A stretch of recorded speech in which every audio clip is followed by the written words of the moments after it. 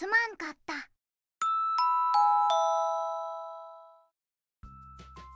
こんにちは、よすけです。競合ひしめくルール無用 JCJC。最強の空力を目指して全力ボディのミニ四駆を開発。性能を確認するために風洞を自作することにしたよ。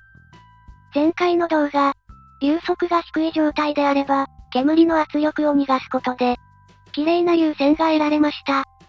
が、流速を上げるとやっぱり煙が乱れてしまう。風洞の乱れを抑制するには、論文に書いてあるようなスクリューブが必要みたい。ということでスクリューブを設計してみました。はい、でかい。1辺が 30cm から 15cm へしく流しているので、スクリュー比は4です。本当は10ぐらい欲しいのですが、お部屋における、かつ超会議に持参できる大きさだと、この辺りが限界でした。この大きさでも、もう一つ懸念が。どうやって作んの、これ？ヨスケにある 3D プリンターは光造形で、15cm×10cm 程度の大きさが限界。分割して印刷する方法もあるけど、継ぎ目とかが風洞の乱れに影響しそうで微妙です。ということなので、今回も JLC3DP を頼ることに。で、見積もりを取ってみたんですが、物がでかいだけに価格もでかい。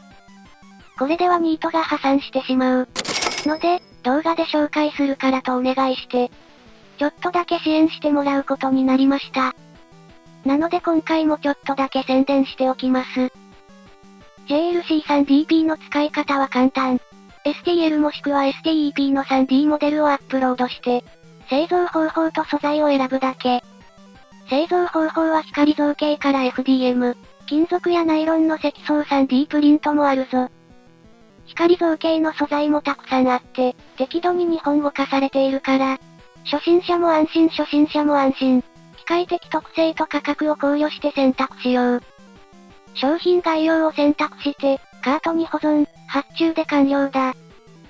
でも、印刷を任せるのは失敗しそうで怖い。安心してください。印刷に問題がある場合にはメールでフォローしてくれるので、印刷でミスすることはなさそうです。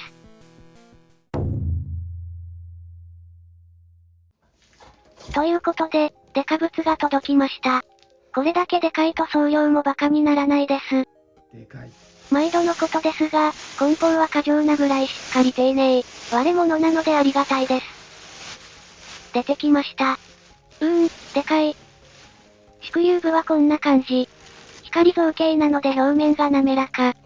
これなら乱れの発生も少なそうです。スクリューブに合わせて整粒格子も作り直し。今回はハニカム断面にしてみました。こちらもでかい。整粒格子はスクリューブの入り口側にはめ込みです。安心してください。設計ミスはなさそうです。出口側から見るとこんな感じ。カマキリ的な視覚を味わうことができます。一応重さを計測。3.64kg、1.83 回。どうでもいいですが、この角度から見ると、昔のブラウン管テレビみたいですね。表面がフラットなので、鳥にトロンといったところでしょうか。発注したスクリューブに問題なさそうなので、その他の部品を作っていきます。まずはスクリューブに取り付けるくし形ノズル。長さが 15cm を超えるので、分割して印刷しました。煙の温度は100度ぐらいありそうなので、レジンは SIRAYA テックのスカルプと、耐熱250度のウルトラホワイトです。洗浄したら取り付け用の M6 のネジを切り直し。スカルプとは脆いので、二次硬化の前にネジを切った方が良さそうです。二次硬化をしたら接着剤がはみ出ないように綿棒で拭き取ります。接着が乾いたら、サポート痕などを修正。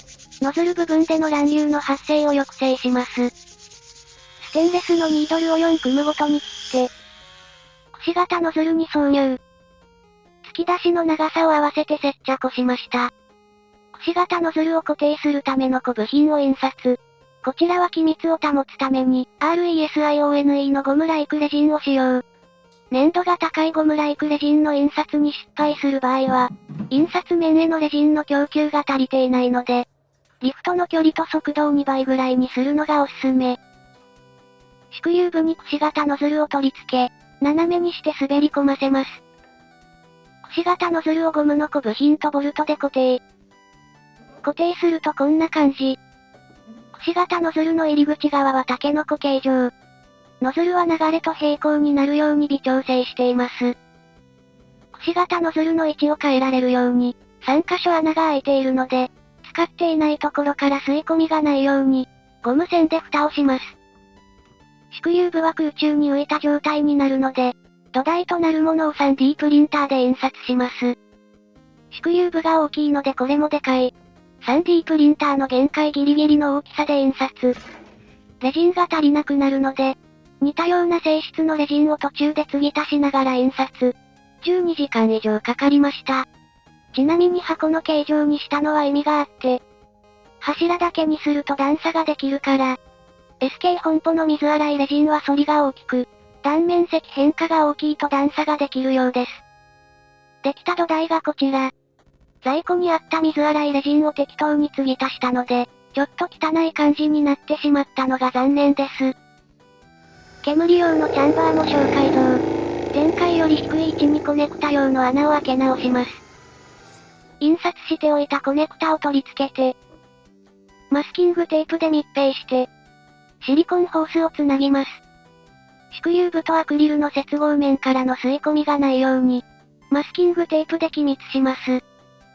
最後に整流格子を取り付けて完成です。でかい。作業机いっぱいの大きさになってしまいました。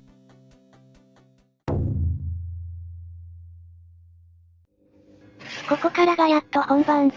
とりあえず優先を確認していきます。最初の条件は前回綺麗な優先が得られた。ファンの電圧を 50V に絞った条件から。綺麗っぽい優先。だが薄い。煙の圧力を高くしたらはっきりした優先になった。ノズルの数を3本から11本にしたので、ノズルあたりの圧力が低下しているようだ。ただ、変な脈動をしているぞ。とりあえずファンの電圧を 75V に上げてみよう。これはいい感じ。かなり細い優先になったぞ。煙の圧力を高くすれば、よりはっきりとした優先に。50V の時の脈動もなくなったようだ。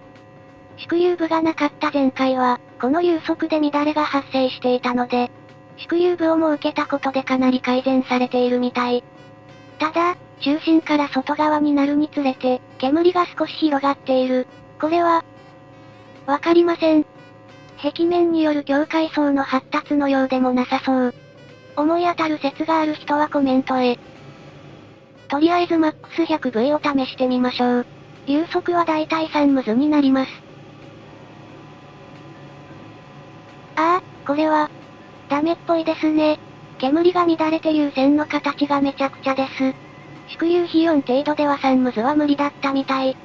さらに高い速度で煙を安定させるには、さらに度でかい縮流部が必要ということか。これは困ったぞ。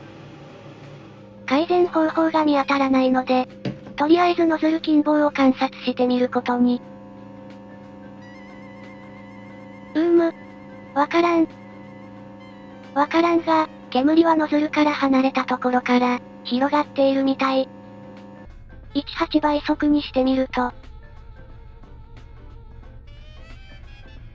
わかりませんでした。何かお気づきの点があればコメントへ。